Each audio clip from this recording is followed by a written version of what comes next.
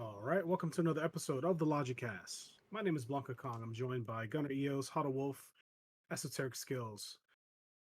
This week's episode is going to be it's going to be a kind of a response video to a video of a video. That video will be in the description down below. So, Maximillian recently did a short 9-minute video response to a video Shroud made about friction in video games. I just saw it. It was published maybe a few days ago. And I thought this would be an interesting topic. So, what the hell am I talking about? Well, friction, this is just the general definition, is the resistance that one surface or object encounters when moving over another. And they talked about friction in video games being kind of like the process of like learning the game and getting invested into the game. These are some of the notes that I wrote down. What does that mean in games? Well, to me at least, and this is, this could change throughout the conversation. No opportunities to learn through experimentation, little to no challenge, and information being too available. That's kind of like what these guys were kind of like hinting at when they were talking about friction in games and the lack of friction. And the the real the real part that really pushed me to want to talk about this is when Maximilian talked about Monster Hunter Wild, specifically on how that game didn't have friction. And that really clicked with me because for a while, I wasn't sure why I didn't like Monster Hunter Rise and Monster Hunter Wilds specifically. And for Rise, I'm not going to talk too much about Rise because that's old news. But for Wilds, it wasn't so much that I didn't. It's not that I didn't enjoy the game. I thought the game was good. I liked a lot of things about the game, but there was something missing, and I was just like, I don't know what the fuck it is. Like, there's something wrong here. It's like when you eat something and like there's an ingredient missing. You can't put your finger on it, but you're like, there's something missing. This doesn't taste correct. It's not bad. It's just not correct. And so that's how I felt about Wilds. And when they were talking about friction, it made a lot of sense because friction isn't just one thing. Because when I would read, forums on Reddit or GameFAQs or whatever, people talking about this topic, because it was hard for me to formulate what I thought because I wasn't sure. I couldn't put my fucking finger on it. And people would talk about difficulty, and I'm like, it's not difficulty because even if the game was just as difficult as Generations Ultimate, I think my legacy scale would have made up for it. So I don't think it's difficulty, it's something else. And friction was what that was. It just didn't feel like there was no resistance. And that isn't necessarily difficulty. It's a lot of different things. Difficulty is just one pillar of that structure. So anyway, I'll leave the floor open for whoever wants to jump in. But what do you guys? A, what did you think about the video and the message?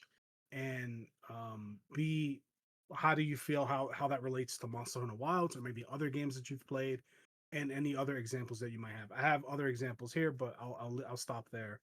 What do you guys think? Who wants to go first or second? I guess. I'll pick it up. So funny enough, this is one of the first Maximillian videos that I watched to completion. Not the biggest fan, but I actually do agree with him. I think it was a actual solid point. Him and the other guy that he reacted to in regards to the new marathon game that's on the horizon and looter shooter, not looter, extraction shooters in general. He was using that, and Max kind of went through his own examples, Wilds being one of them. So I don't want to harp too much on the Wild stuff unless something new comes out, because Kong pretty much said it, and like that kind of clicked with me as well. Why is it? I just thought it's like maybe I'm just like I know too much about this game, and I don't want to say oh I'm too good for this game, but maybe it's just like all that legacy skill was just like that's why I'm blowing through this game so easily. But no, I think it is Wild's lacking any real friction. That's a very good point, and that's a very good word for it, and it's the reason why I haven't booted it up since I finished it.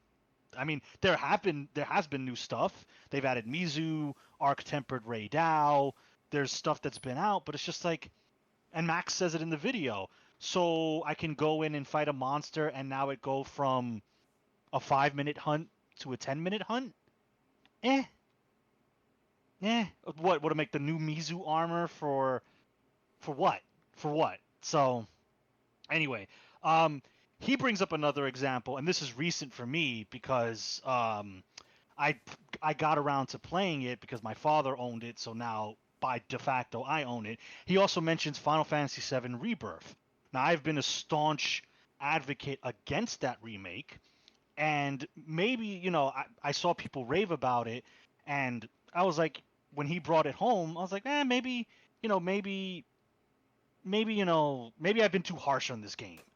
Maybe my bias and my nostalgia and rose tinted glasses have blinded me to seeing new things. So I tried the game out, and he brings up a fantastic reason in his video as to why I dropped the game. I have not finished it. Not because it runs badly, it doesn't. Not because it looks ugly, it doesn't. Um, it's because of the way they did the open world. It just got boring. It was the same thing every time. You didn't have to find anything yourself.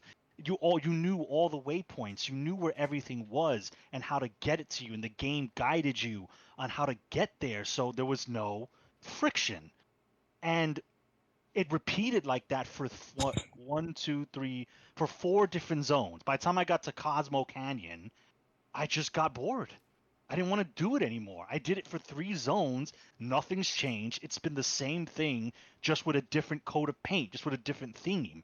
And it's just like, I'm kind of over it, and I stopped playing the game. So, um, yeah, resistance matters. It really does. And while quality of life is great and all, if you get too much quality of life, you kind of lose your life, which is another thing you said, which is pretty catchy. It's like, yeah, you kind of do. So, before I ramble on, I'm gonna pass it to one of these It just guys. reminded me of that Herschel and Walking Dead. He's like, take a drink of water.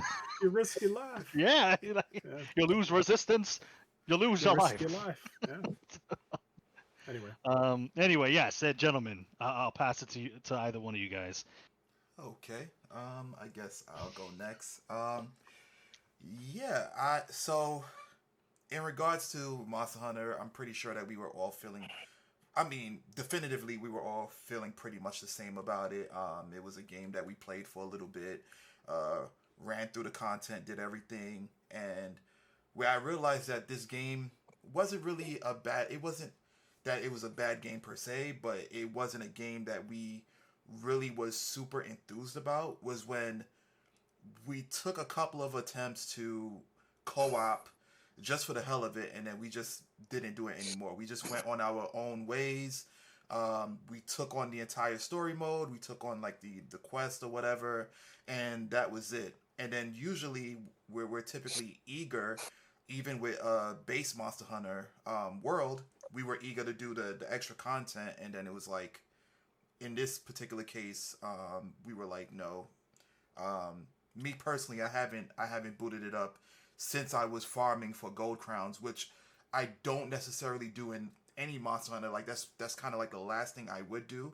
But for me to find something to do in Monster Hunter that I needed, that I would be fulfilling in my opinion, that was one of the things I thought of.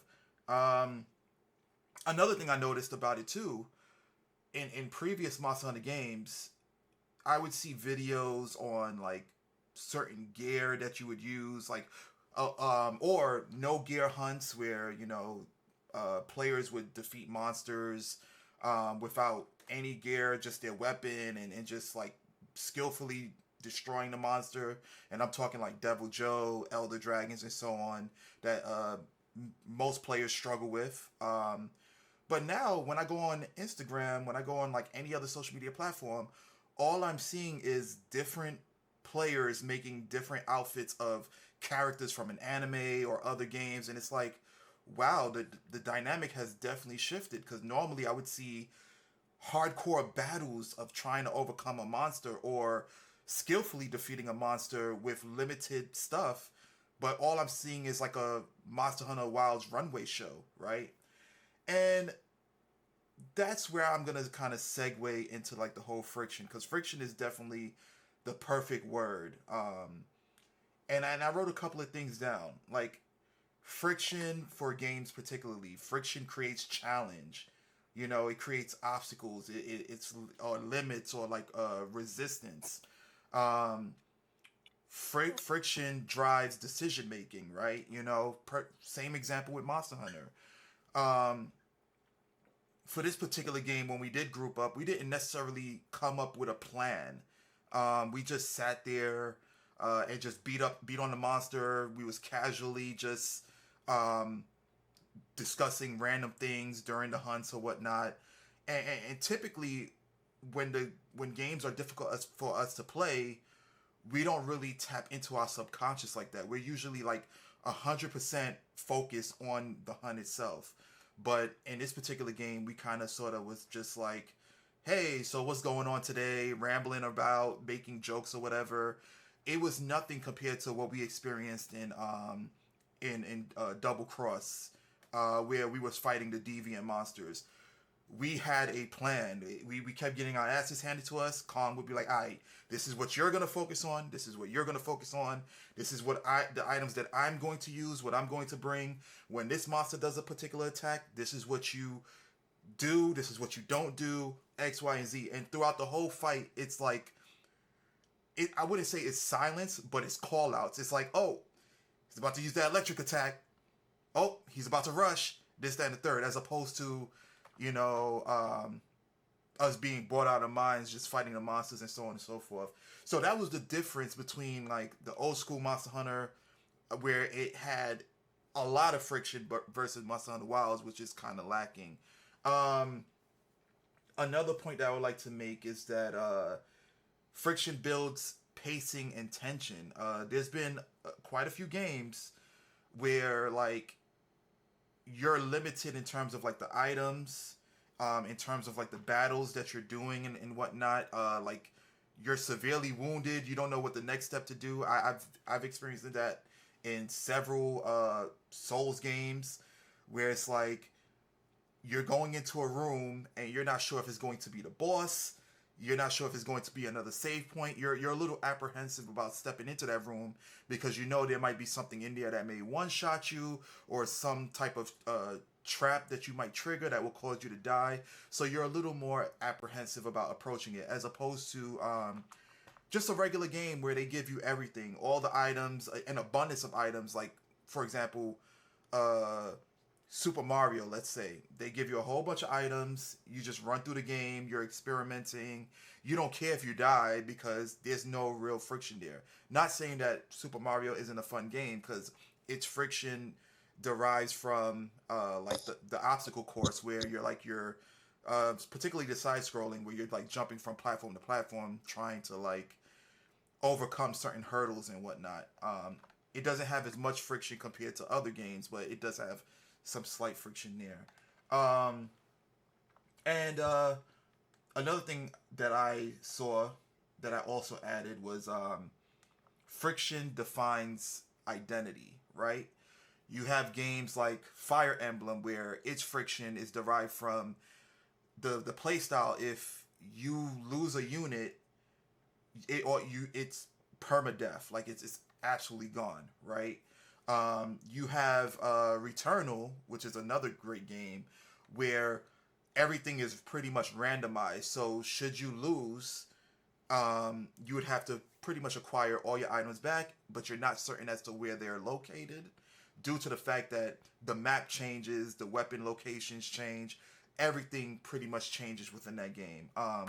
And that's pretty much the, if I'm not mistaken, Gunnar can correct me because he plays a lot of these. That's typically the dynamic of like rogue shooters, right? Like rogue-like games. Where, Yeah. yeah. You die. You start a run with basic equipment. You die, but if you progress to a certain point, you get to keep something permanently that stays with you for every subsequent run. So slowly you build up power until each run becomes better and better and better and better, and then eventually you beat it, and then you start over again. Right, right, because that's exactly what Returnal did. Yeah, Um, Returnal's a classic roguelike game. yeah, and then another example would be something like Contra, where you can if you get hit once, you're automatically dead. So you really have to like pay attention to the mapping, pay attention to the positioning of your character, pay attention to like the enemy's patterns and movements. Pick a particular weapon, um, whether it's the homing missiles or the shotgun, whichever is more convenient for you, and stick with it because Contra only allows you one weapon upgrade um, per like I wouldn't say per run. Basically, you can only acquire one upgrade, and then if you get another one, it becomes that upgrade. So you'd have to really be cognizant of the items that you're acquiring. So you might not even want to shoot some of the item spawns because you might end up accidentally getting a upgrade that you didn't want. So it's just things like that that come into play that builds a lot of friction. Um, Max also spoke about fighting games where, you know, I believe he said that friction wasn't too bad in terms of like the auto controls or like the that type of play style. Um, I think it is bad and it takes away a lot of friction because it kind of gives people who utilize it an expectation that they're like super good, and that's not the case. Um, the friction comes from you being able to learn your combos and being able to utilize those combos in certain situations against other opponents. If you're just tapping square, square, square, or whatever button it is, um, there's no real friction there. There's no accomplishment, and that's another thing that I would like to add too. That to me, friction, overcoming friction equates to a better accomplishment experience. If you're just doing things just to do it and you get it easily, it's not as it doesn't feel like, at least to me, it doesn't feel like as much as accomplishment as to grinding and learning a particular boss over and over and over again till you finally beat him, and then that felt like an accomplishment. Like beating Radon from the Elden Ring expansion, that felt like the utmost accomplishment because I was on countless streams trying to overcome him, and I felt my skill level rising through chipping down his HP more and more and more to the point where I finally beat him, and I just felt a huge jolt of energy, and that ties to like the accomplishment that came into play. So I said a lot there. I kind of rambled in some of the points I was making. Um, but TLDR, games need friction. What say you, Wolf? Well, I agree with pretty much everyone on the panel. I agree with Maximilian. I agree with what was the gentleman's name? Shroud? Proud, yeah. Shroud, okay. Yeah, I agreed with Shroud. I feel like video games is meant to challenge the players, like a board game is meant to challenge the players who's playing the board game. Um, and in terms of Wiles, I feel like this is the easiest Monster Hunter game that I've ever played. And even though Rise made Monster Hunter very flashy, there were still more challenging monsters in Rise, like Magna Malo, who was a original Rise monster.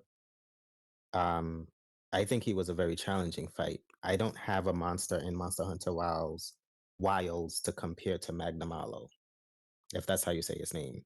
Um, and then when even in World, they were like Anjanath was a cutoff point for a lot of players. So that means that he provided a significant challenge. Whilst unfortunately there is none, and he is absolutely right. What is the point of optimizing your weapon? What is the point of getting the best armor skills? What is the point of hell, even increasing your armor's defense? The monsters don't hit that hard. The game telegraphs that you're going to get hit for critical damage so you can escape it. And on top of that, there's so many ways to avoid attacks, and there's so many ways to keep yourself alive that, like, even increasing your armor's defense is like, okay, well, this, I won't say it's a waste of resources, but it's resources you don't really have to prioritize. And even though Wilds gave me the best iteration of, which I say for every new Monster Hunter game, gave me the best iteration of the Great Sword, which is my ideal weapon, I still didn't need to learn everything about the Great Sword that Wilds had to offer. Like, once I got a good hang of how to do offset attacks and I used that, that was it. It was like, okay, well, I'm gonna knock the monster over, and or just gain super armor if the monster doesn't get knocked over. And then I'll keep my onslaught going. I've never, like, even using guns, heavy bow gun as my alternate weapon, never needed to switch in a hunt. I never experienced at any point in any hunt where it's like, okay, the great sword right now, I just cannot use the great sword. Let me get on the bird. Let me switch my weapons. Let me get off the bird and start pew pewing. Like, it was never a thing. So um there is absolutely zero friction in Monster Hunter Wilds. Monster Hunter Wilds to me is the weakest Monster Hunter game I've ever played, and I'm gonna die on that hill. Maybe the nicest looking, but it's still the weakest. Um, yeah, and I'm dying on that hill. When it comes down to fighting games, it's the reason why I don't play fighting games anymore. The last fighting game that I tolerated simple controls was Dragon Ball Fighters, and that's because everybody had simple controls. It was the only way to start your combos was mashing out light, sometimes medium, um, and then from there you'll start a more complex combo. But then the game had a nice balance that if a person would just smash out light button, yeah, they'll get this simple combo with a super at the end if they have bar, but it was very, very low damage. So it wasn't optimal to do that, especially on a tournament scene. Nobody was mashing out combos. But then you got other fighting games that tries it as well, and it just gets. And even though yes, it's not the optimal way to go about the playing the fighting game, the fact that it's consistently there. When I came from an age where I would spend hours in the lab playing Street Fighter 4 trying to figure out Ryu or Cody or Yang's best combos. Well, trying to figure out how to do them because I had the resources to research what their best Hmm. combos were. Right. So figuring out how to do them and learning the timing of frames and learning the timing of spacing, footsies, all of that, I just feel like is the core of fighting games. And to my understanding, Tekken took a lot of that away in their current updates throughout Tekken 8. Yeah, I heard from you guys Um, when a while back ago that they like, in a lot of people's opinion, they fucked up Tekken. Like mhm. they did some wild stuff. I played it a little bit and I was like, Gunner, this is why you don't buy fighting games. They're not for you. Stop doing it. But Yeah, I played it a little bit and I dropped it after a while. But okay, so I'll let yeah, you talk about it if you know more yeah. about it. Tekken also took away the complexities and the uniqueness of it and made it very, very, very streamlined to where pretty much, yeah, anybody can play. And unfortunately, I guess what the goal is to minimize the skill gap. But in my personal opinion, when a person has a certain skill in a particular area or thing, it's because they are investing their time into it. And I find it insulting that you develop or update or manage the video game to open that ceiling cap for those who doesn't have the same level of interest, but think it's unfair that those who do have more interest is better than them. Hmm. I think that's a very childish mentality to go into anything, whether it's art, dancing, or playing video games or playing card games, or like in the end of the day, having a skill gap shows the difference of who's interested and who's not so interested, or who's invested and who is still learning, who have learned and who is still learning. And if you are still learning the game and there's a skill gap between someone you're playing online or or next to you at wherever location you go to, that should be an eye opener for you to say, okay, I need to put in more time. This is an educational experience. That's how losing should be looked at, especially if you're playing fighting games. It should be looked at as an educational experience, not a, oh, this is unfair because this person is using a character that's probably top tier, but also understands the game. Another example I can equate to that is one time it was me, Esoteric, and Vicious, or Dog Zeta. We were all at school and we were all playing Marvel vs. Capcom 3. Dog Zeta's team was the cheesiest team at that time for base model Marvel vs. Capcom 3, which he used Hosenko to activate her power up super, which gave her super armor, and then switched her out and just abused the assist where she swings like a pendulum, dealing multiple hits. And Esoteric got frustrated from it because no matter how he tried to push back on it, Hosenko would come in and interrupt him. I think that's her name, Hosenko, the That's zombie like, girl. Yeah. Right. yeah. Yeah. She would come in and interrupt his combos because Zeta would summon her just before he get hit, but he'd summon her to keep his combos going. Hmm. Zeta said something to me that I think it resonates with me. Um, and he said, the easiest way to get by something like this is to accept it. Once you accept it, you'll learn how to get through it. And when I accepted it, I beat the shit out of that team. When I accepted it, I accepted the fact that Hosenko is going to interrupt my combos. And because I accepted it, I was able to use my cognitive brain and process my way through that team. And we were all still like, none of us are major tournament players. So for us, for me that was a very important point when playing fighting games, is that no matter what, I'll play I'll play Kong with fighting games.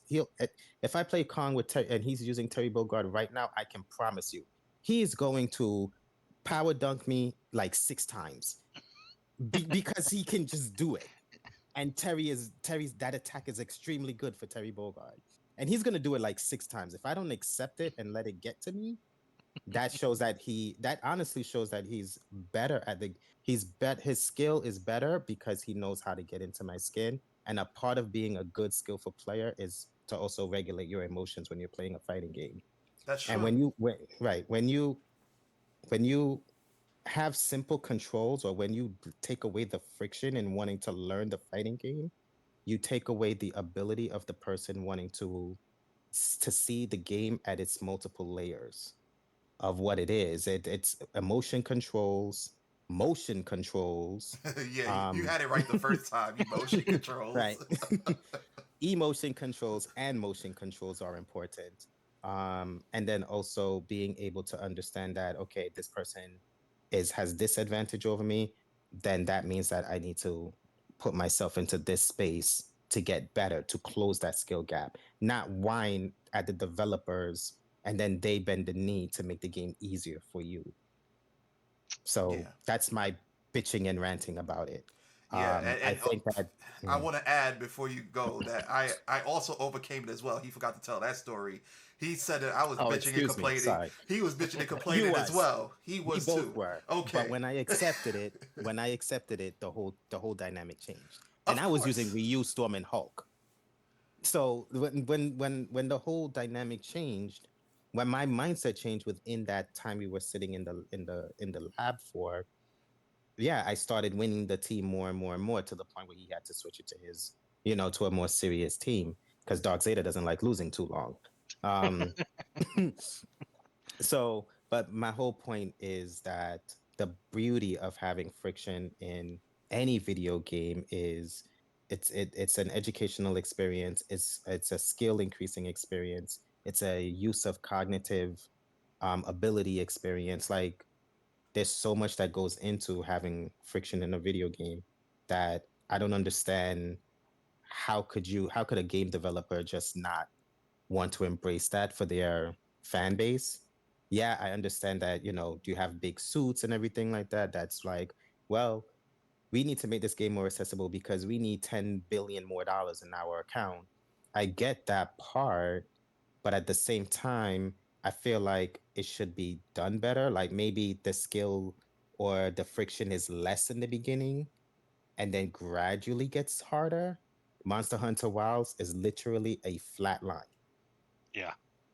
flat line, and it's really sad because I don't see myself loading that game ever again. I've I've thought about it, and like the stuff they're trying to quote unquote entice people with, it's just like, see, this is part of the problem. Because everything I see with that game is like new quest added. What does it do? What does it do? Is it like Oshukirin? Is it, it's my favorite monster. I forgot him. The one that's a fusion of Shigaru and Chaos Gormagala. Chaos. Is it that one? Hmm.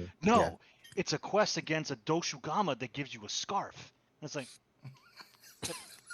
bro, what the hell? Like, what is this doing for me? And it's like, You oh, know, but we have arc tempered Ray Dow, and it's like, and you know, I'm sorry to cut you off, Gunner, but you know what that reminded me of? It reminded me of, so Kong sent me a video earlier of a bunch of people who were like into fashion. So there was a group of people that made this store like super elegant and it looked so amazing, aesthetically pleasing, and they took a bunch of Payless shoes and made them like name brand and whatnot. Like I'm talking Gucci and whatever the other name brand companies are.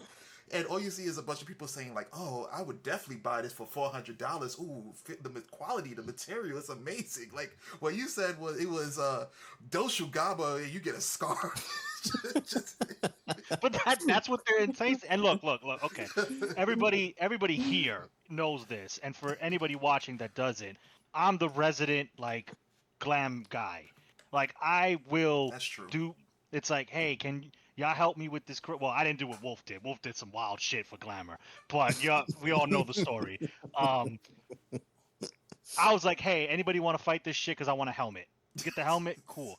But I do that when I am at hour 563 of Monster Hunter. And for let's say 400 hours, or let's say 450 hours, it's all just it's gameplay. It's like I'm getting armor because we got to fight this crazy shit. I was like, okay, guys, I need help with this weapon because we're having issues with this monster, so I'm gonna need to make this new bow gun or this new armor. So we spend a night researching armors, or that's what I was doing for 450 hours. Hmm. When it came to wilds, it's after high rank that it's like, okay, I guess I'll fight Ray Dow a lot so I can make his armor. All right, I guess I'll fight Gormagala so I can make his armor. I do like that body piece; it looks nice. Like that shouldn't be happening at like hour 50 or hour 100, because Monster Hunter's time is different. It's just naturally a long game. So I know someone's saying, "Oh, 100 hours, the game must be trash." Monster Hunter works differently. It's not. This isn't like God of War or Last of Us or something. So time works differently for anybody wondering. So like in Monster Hunter Wild's case, when you're doing that and that is your main draw to try to get people back is a scarf, we've lost the plot there. Mm. And I'm pretty sure I can log on. I haven't played, so I haven't fought Mizu. I haven't fought Arc Tempered Raydao. I believe that's the only two new things, which says a lot. Hmm. Um, I haven't fought any of those, and I can go in, body that quest, get that scarf, and log off the game in an hour and a half, maybe.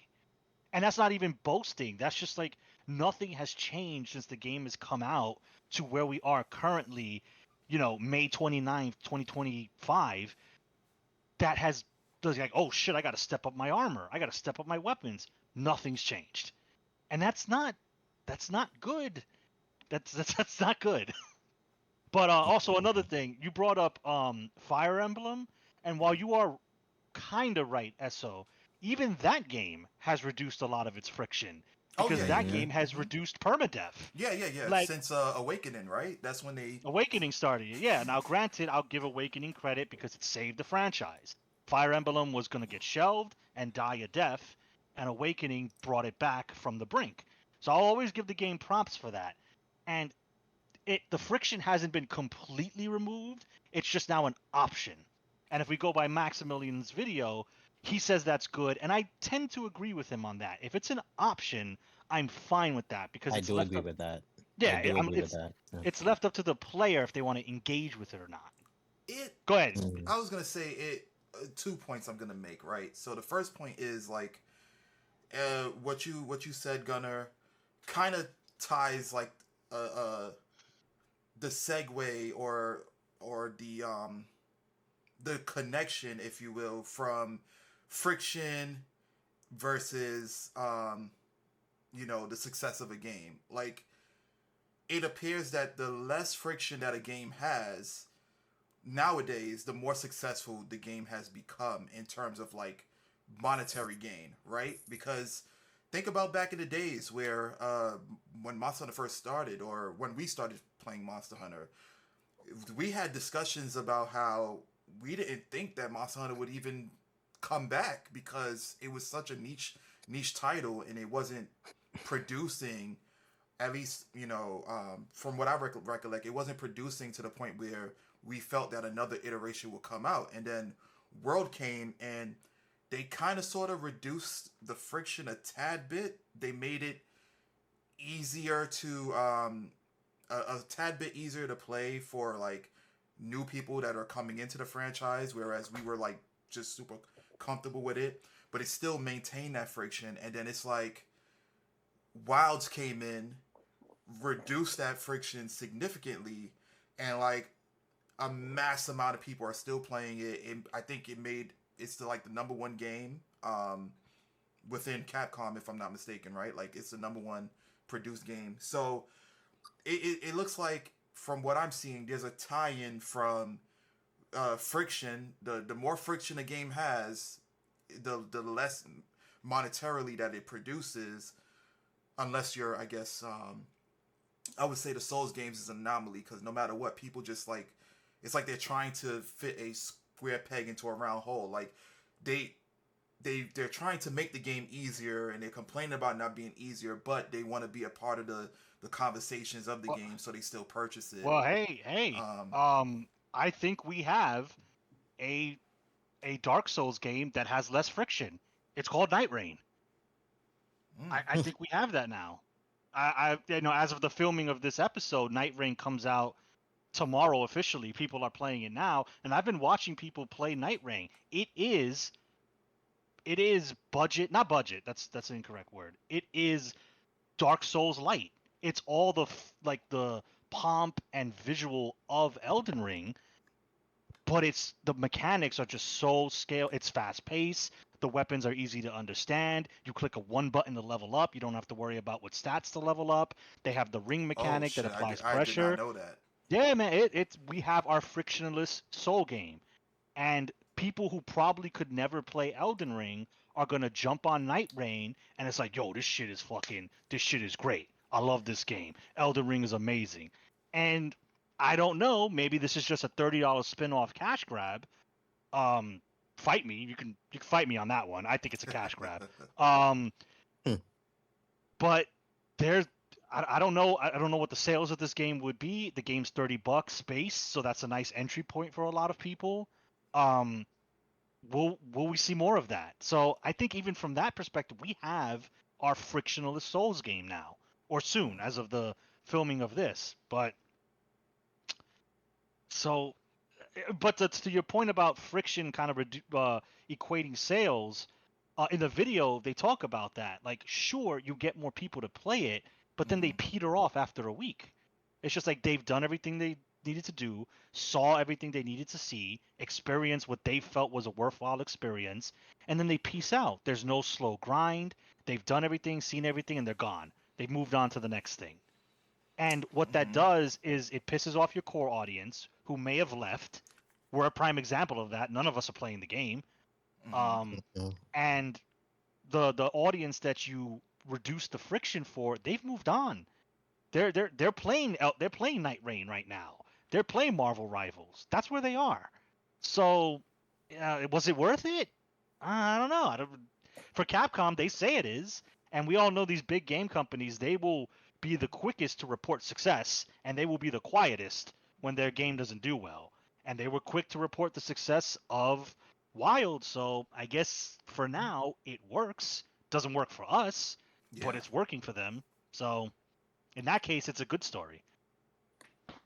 Yeah, and then I just had the additional point that I want to add to like I'm okay with being able to adjust friction if that was always native to the game. You know what I'm saying? Like so um oh I would be like okay, well with Fire Emblem, I think that was what it's like bread and butter was the fact that it was a tactical RPG where it's like permadeath is involved, right? It was like a major focal point of the game because the guy's dead. My best unit is dead. Restart or deal with it.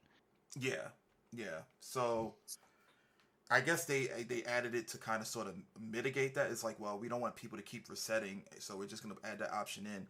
But I don't think so. I think having that mechanic in the game, mhm. it intimidated people Yeah, from definitely. making mistakes. Like they don't like we don't like as naturally people don't like making mistakes, right? Or they feel bad about making mistakes. And I think that's what it was. Is like they want to be able to make their mistakes and then bounce back from it.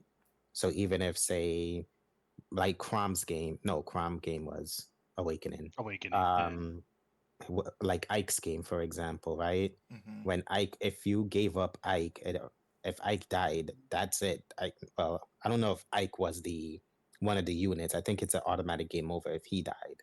But let's just use him for argument's sake.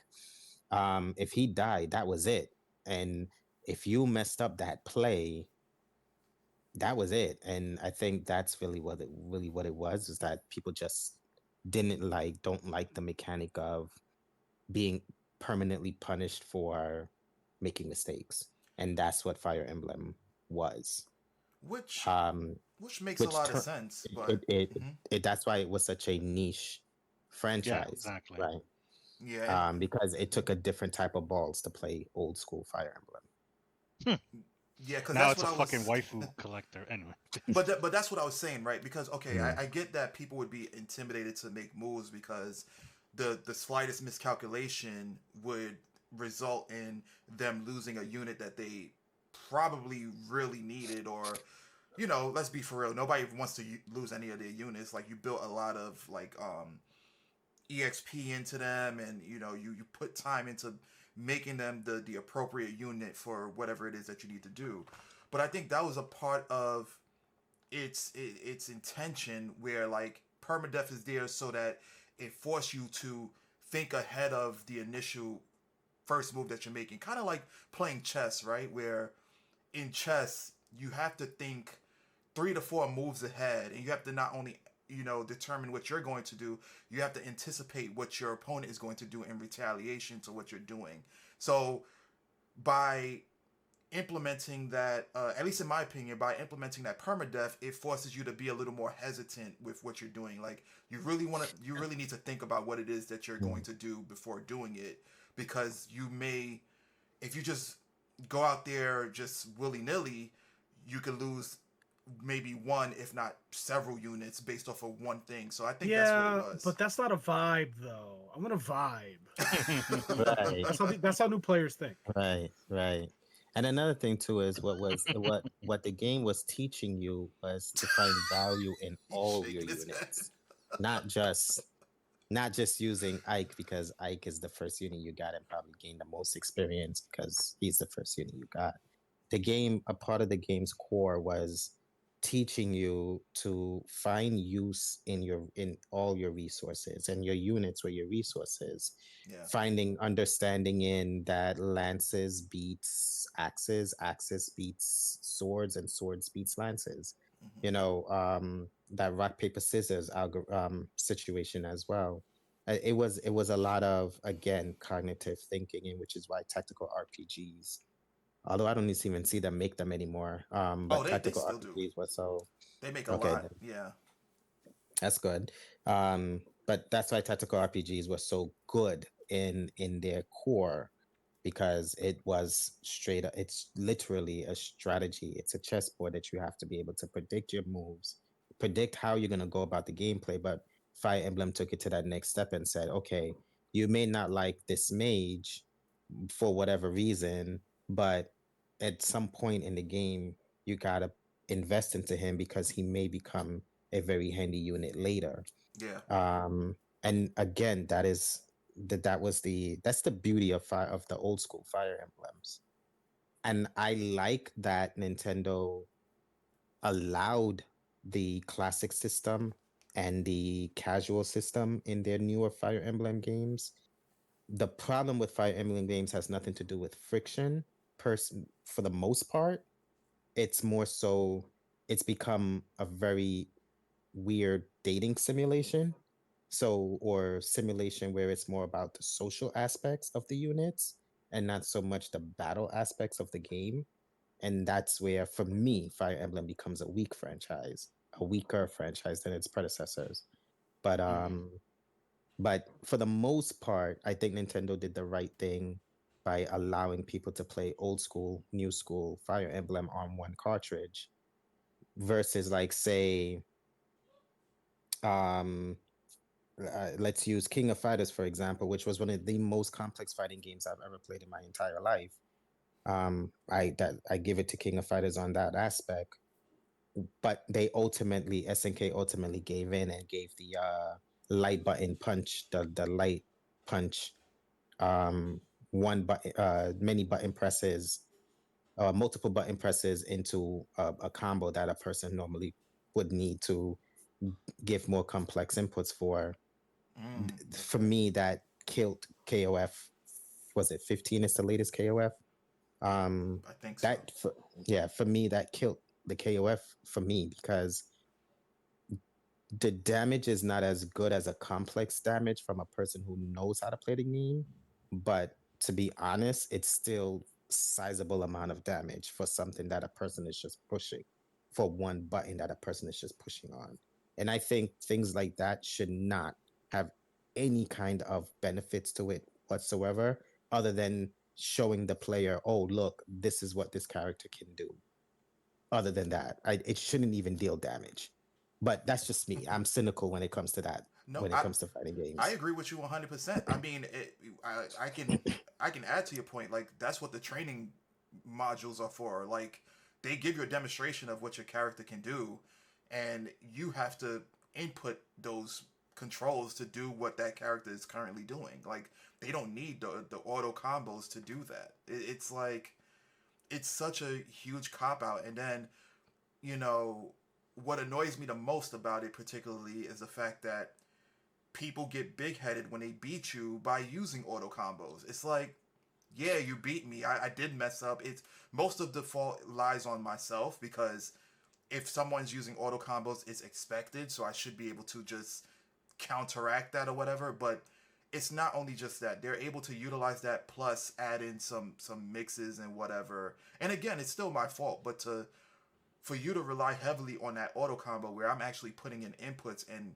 failing during the process because I actually want to take a chance and actually want to know my combos and be a little more effective and efficient with them. You're boasting because you beat me. It's like, bruh, you're playing easy mode right now. Like I have my hand tied behind my back and I'm fighting you with one hand versus you having three. So it's like, really. And then another thing too about it is the process of being tired. Like fighting games, playing fighting games definitely is can be exhausting at times. So it becomes a battle of attrition where it's like I'm tired trying to do all these complex combos against you and trying to open you up, whereas you're just like tap tap tap tap tap tap tap tap. It's like you have way more energy than I do at this point. So yeah. I just want, like, I just want to fight you physically right now. You must But accept I'm it. gonna say, like, Mhm. I think you guys might agree with this. When it comes to the friction conversation, the phrase "less is more" carries a lot of water Yeah, Oh because yes, Yeah. less is more. Like, and you think Hmm. it depends on like where you are at as far as like understanding what that means and not understanding what that means. So like I can think back to a point where all of the features that are in Monster Hunter Wild are features that are like, wow, that would make the game so amazing. Right? This is like me maybe 15 years ago playing Monster Hunter, I don't know, try or something like that. And then getting closer, like as I played Monster Hunter and got better at the game and grew as a player, as a person, as a man, as a gamer, whatever. Um, those that opinion started it slowly changed, and it only solidified after I got those features like the mounting and easier combat and all these other things. It's like I don't want this. Like what? It's like um,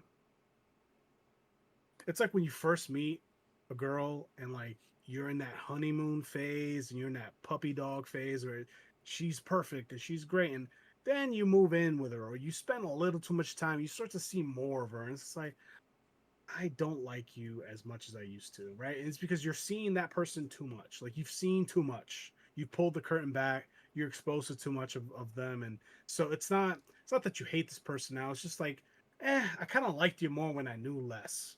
It's like this. Hmm. I kind of need this fog of war to just kind of like be distracted by other things, but also I like the idea of wondering, not knowing everything, because knowledge is power, but it could also be a curse. Too much Hmm. And accessibility, so basically. it's not just accessibility, it's also knowledge, like game knowledge too. So Hmm. like if you know too much about a game, if there's nothing for you to discover, it halts motivation. Yep.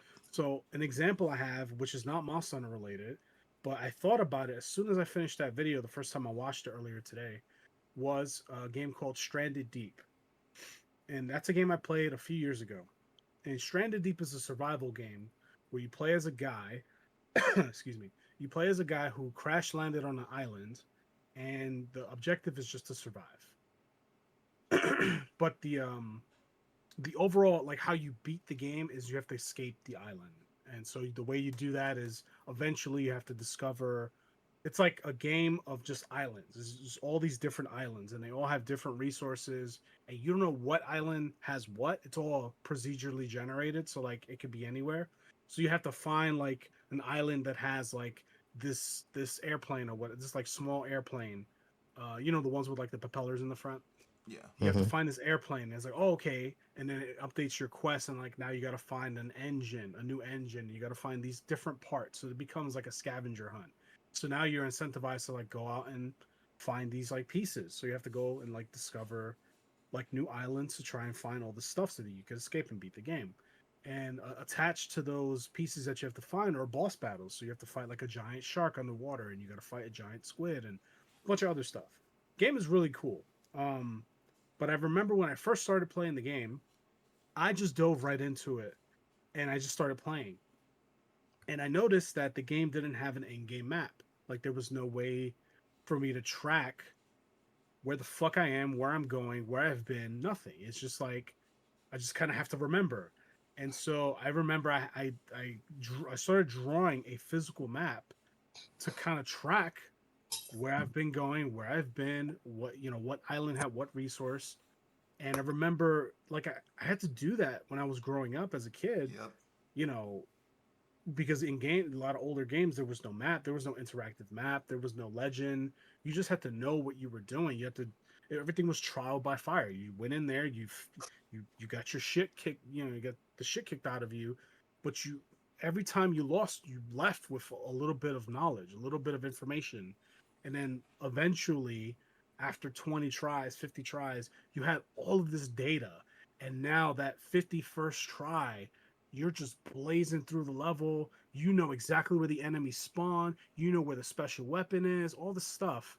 And like somebody who doesn't know this information and didn't go through those 51 tries would watch you and go, what the? This guy's fucking amazing at this game, right? But Hmm. they don't know that you spent 30 hours and 50 tries and maybe a cup of tears in order to get to that point of being able to do that Hmm. 51st run. And so with Stranded Deep, I had a lot of fun. I was really immersed in the idea of discovery. And like, I wonder what's on that island over there. Like, I see this weird structure. I gotta go over there. But I gotta upgrade my boat. Fuck, I need to get some clay. Okay, where was the island with the clay? I have to open my like physical map and go, oh, it was over here. It was 3 islands over here. Okay, and I would have to go over there, and like the game would have like a natural, there would be thunderstorms, and there would be sharks, that different types of sharks that would attack you, and different animals and all this other stuff. So there was a lot of friction there, and it was a lot of fun to engage with. The game got Mm-hmm. real stale when I discovered that in the options menu, like there's a I forget what they call it.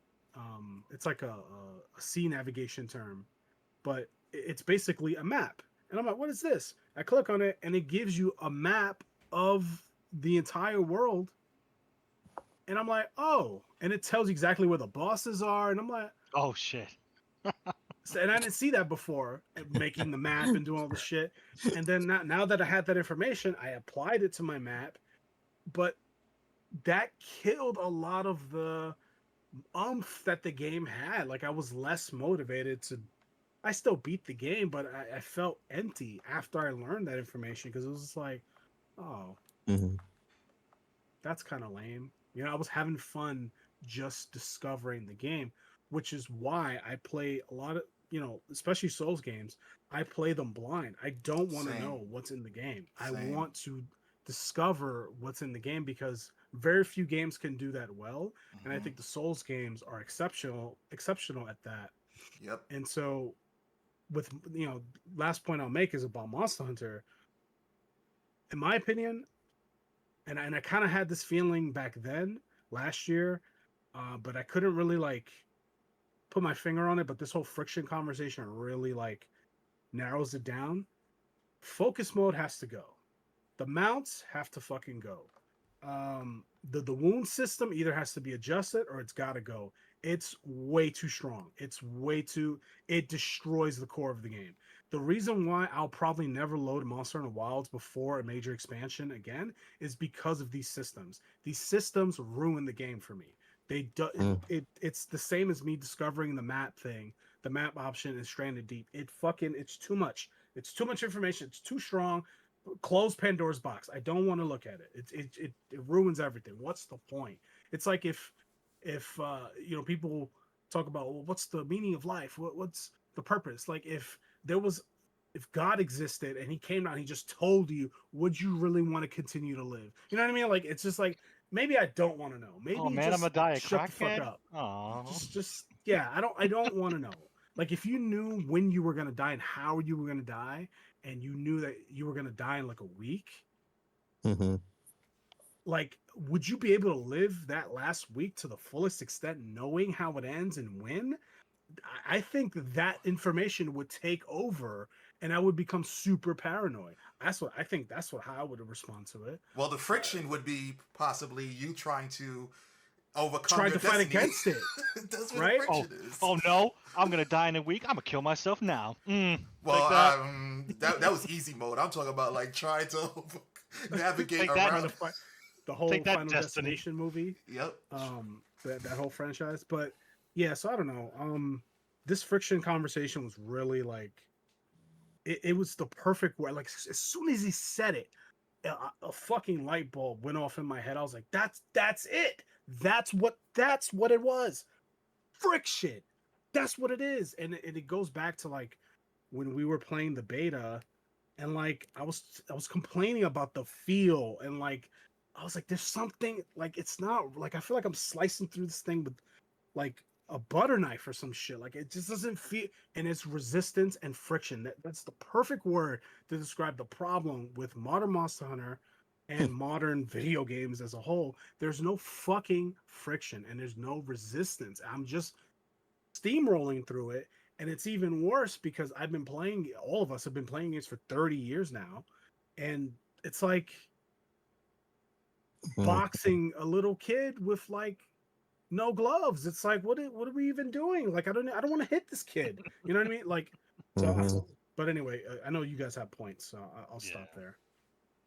I mean, yeah, it's bad. I do like this topic because in the video, Max kind of hit on different kind of genres of video games that some of us play more than others, and we all play certain genres: Monster Hunter, RPGs, fighting games, less so shooters. But he brought up a good example of what was what was the originator for Warzone, Blackout. And I remember there was a night that me, you, Kong, and Wolf played. It only lasted a night.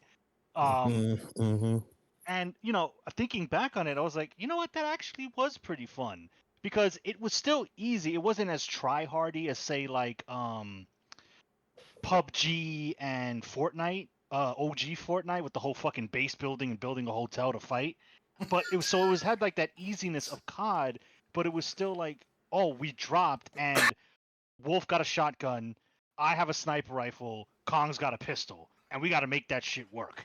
And either we die and we wipe and we start again, or we rise to victory. Um, I did not know that modern Warzone you just get loadouts. I did not know that until he said that.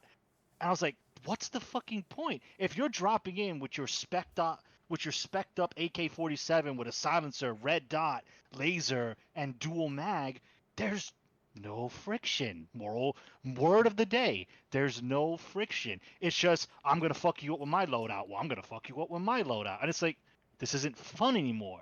Now, COD, in my opinion, has a lot of problems for a lot of different reasons, but that was a good example. But a more personal example for me was his comparison of Seven Rebirth and Claire Obscure. Now, I know everybody's glazing that game, but in my opinion, it's well deserved. It is Game of the Year. Now that GTA is 2026, it is Game of the Year. For me, it is. Whether it wins at Keeley shit or not doesn't matter to me. Um, and it's not until I played that game I was like, this is what I missed from JRPGs. And he mentions it in his video where Final Fantasy VII Rebirth gives you a map. That map tells you where everything is. Kong said it. There is no mystery anymore. There is no sense of exploration. It is just, here's the waypoints. Go there, stupid. Oh, you need a yellow line to tell you how to get there? We got you. Click it. Here's your yellow line. Expedition 33 was like that. I remember having to use old school video game knowledge that I stopped using years ago. Oh, there's a flag in an open area. That means there's a boss battle. Let me not go there. Let me go back and explore that side tunnel that I didn't know. I didn't know what it was because there is no map in Expedition 33. There is no map. And at first I was like, you know what? That's a negative against the game. I kind of wish there was a map. But thinking about it, it's like, no. Final Fantasy 7 never had a map. 8 never had a map. 9, 6, 5, 4, 3, 2, 1. None of them had a map. You had to figure out where to go. And if you got rocked by a boss you weren't ready for, then you know not to go there. And that game does that, and that's what I've lost from these RPGs, and that's another removal of friction. So, yeah, I mean, it's even happened with RPGs, and thank God for the indie space, because maybe I can get some of that back. But yeah, friction. That's the word. That is the problem. Friction, lack Yeah, thereof. yeah. I would absolutely agree. Like, what I love about the word friction and how it ties into video games is that it's such an amorphous word. You know, it has several different meanings tied into different complexities within a game. It can be in terms of the discoverability of a game. If it's too easy to discover things, then it lacks friction. It can become it can be used in terms of the difficulty of a game. If you're just plowing through enemies and bosses, then it lacks friction. You know, it could be just, the sheer innovation of the game. You know what I'm saying? So I like it so much because it's so amorphous, and it you can utilize it on different points and different aspects within a game. It's definitely a word that moving forward would absolutely resonate with me when I look into games and define like what it may be missing, and then I can kind of go into further detail to define what the friction is pertaining to that game or lack thereof, as to why I'm either playing it more or no longer playing it. But yeah, definitely a great word: resistance and friction. Yeah. Yeah, I agree with that. Same. And the last example that I wrote down, and it hit me today as to why. At least I guess I could articulate it better as to why this is a thing. Pokemon Nuzlocking. That's why that exists. Because Mm. growing up, when I was 10, playing Pokemon Blue and Red, that game was hard for me as a 10-year-old. It was hard. I remember beating the Pokemon League and feeling like a fucking champion. I was like, holy shit, I did it. I remember I could close my eyes. I beat it at a Burger King. My mom took out me and my brother to Burger King, and I was playing on the Game Boy, and I beat Gary. I did it. I beat, or, Blue or whatever I called him back then. I Mm. beat him, Mm-hmm. and I felt so good. I was like, "Oh my god, this is amazing!" Right? Yeah. And Nuzlocking, this concept of like putting self-imposed challenges on yourself to kind of artificially recapture that feeling of like accomplishment. Mhm. It makes sense to me. Like I always knew I liked the idea of it, and I always equated it to, well, I'm looking for a challenge. I want the game to be harder, but not impossible, but just harder because it's just fucking easy, and like friction is what we were looking for. I'm like, damn, that makes it's Yeah. so slottable. It's like, yes, there's no resistance there. I'm just plowing through the game. Yeah. And then the Pokemon Company and Game Freak decided to add, features in their newer games to eliminate the ability to Nuzlocke. Like, XP share is just baked into the game. So like Mhm. now you don't have to Oh, rotate that's anymore right. to Yeah. gain Yeah. stuff like that. And it's just like, and then they added the love system where it's like, if a Pokemon's been with you a certain amount of time, they'll break the rules of the game and like dodge attacks, or even if their accuracy is low or whatever, or if a move is going to kill them statistically, the power of friendship will keep them in the fight, and they'll live with 1 HP, which is just a focus sash. And I'm just like, What the hell happened to Sturdy then? Why would I need a Geodude? Why would I need a Golem or whatever? Like, well, now you have both, and it's like, what are you doing? Like, it kills the strategy that you're supposed to like utilize in a Nuzlocke challenge. It defeats the whole purpose, which is why you can't really Nuzlocke modern Pokemon games past like X and Y. Like X and Y, I think, was when that shit started, when they really started to hammer down. Because back then, in the early 2010s, Nuzlocking kind of became more of a thing. At least that's when I discovered it, in like the Diamond, Pearl, Black and White era, somewhere in there. mm-hmm. And like, oh, that's kind of interesting and that's cool. And like, now people are developing their own Pokemon ROMs in order to recapture like what we all had back in growing up. It's just like, now I gotta sit here and fucking make the shit because these motherfuckers are gonna just keep giving us slop. Oh, it's so Mhm. frustrating. It's like, I want to give you motherfuckers money. I want to buy your shit, but you keep worrying about these fucking assholes over here who don't buy your stuff, or who will buy Don't. it, post it on Twitter like, "Oh, I got the new game," and they'll play for 2 hours, and then you'll never see them again. It's like, Nope. and then the investors and like, "Oh, look at these numbers! Oh my god!" And it's like, yeah, but you have no player retention. It doesn't matter. Like, I guess it doesn't matter. Player retention doesn't matter. Nope, And because then once you buy that game, it It's not drives. measurable. It isn't Yeah. on a chart. It isn't a yeah, fucking tangible it's metric that equals money. So you. fuck me, You right? think this is about Just our wasting my enjoyment? time. This ain't about our enjoyment. This is Yeah, about it's not. It's fucking frustrating, man. And then we leave. The hardcore audience leaves. The game dies. Franchise disband. Teams get fired or move on. And it's like, oh, another dead franchise that we all loved. Now, I'm not saying that's going to happen to Monster Hunter. The money numbers said it did well. So we'll see what No, the will game did extremely well. They're over 10 million units Yeah. sold. They're on their way to beating World, and presumably there will be at least one expansion. That expansion is going to count and is going to add to that number, and that game is going to do well because people are just like, Monster Hunter is the cool thing. So I guess I'm a Monster Hunter player now, and it's just like, oh, dude, it fucking boils my blood. It really pisses me off. Yeah. It that's where we But are. I have to sit here and take it. Like, there's nothing I can do about it. It's just, it is what it is. no friction. You gotta take it with no friction. Yeah, no friction. Oh man, yeah. So we And if anybody knows, everything is better with a little friction, if you know what I'm saying. If there ain't no Mhm. friction, there ain't no fun. Mm-mm. You know what I'm saying? So, yeah. Indeed. Indeed. So, anyways, that was the last thing I wanted to say.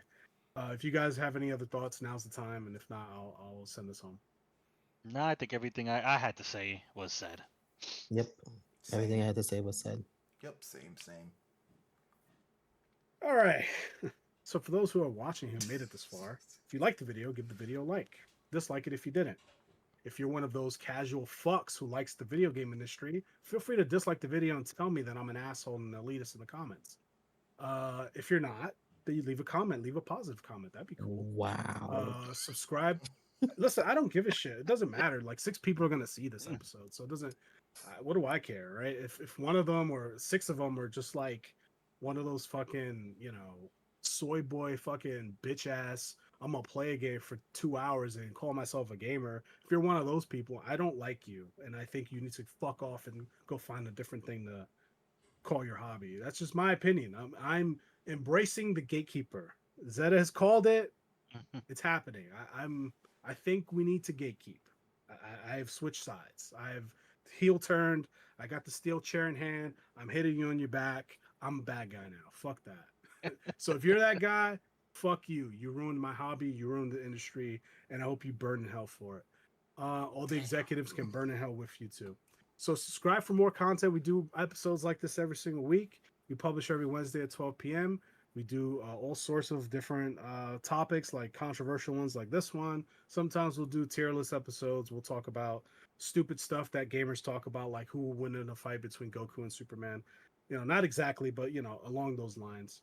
And yeah, check out the description for the original video. Check out the description for the social media links. So we have a Twitter or an X, Facebook, Instagram, TikTok, and we're also on Discord. Mr. Esoteric streams 2 times a week on Twitch. Check him out. Currently, he's playing Pokemon Yellow, because modern games are empty and hollow. So he had to go back 25 years to get, to feel something. So yeah, Boing, check boing, him out. boing. He's played Pokemon Yellow now. He might be playing something else by the time you watch this. What's your next game anyway? Well, Because you just finished Yellow, right? It's supposed to be Night Rain, but I don't think that's coming anytime soon. At least for me, because it's going to be delivered. So I should be completing the Pokedex in Yellow because I have all of that set up for next stream. Yeah, and it's not easy, right? Like you can't just close your eyes, open your eyes, and boom, you beat the Pokedex. You actually gotta like work for it, and like you have to try, and it's not easy, right? I played through all 3 freaking versions just to acquire everything. So, yeah. Yeah. You didn't have to like just Grandpa, swipe your tell us credit again card and how get you're everything. so cool. Back in my day, friction. Anyway, we need more friction in video games. We need more friction, I think, in life in general. I think things are just. But anyway, that's like a whole nother topic. Yep. But anyways, for those who have enjoyed it, I hope you enjoyed it. For those who hated it, great. Stay tuned for the next episode, and we'll see you next week. Watchers are Whatever, welcome. man. That's true. Yeah. Haters and non-haters are welcome. I don't give a shit. We're out.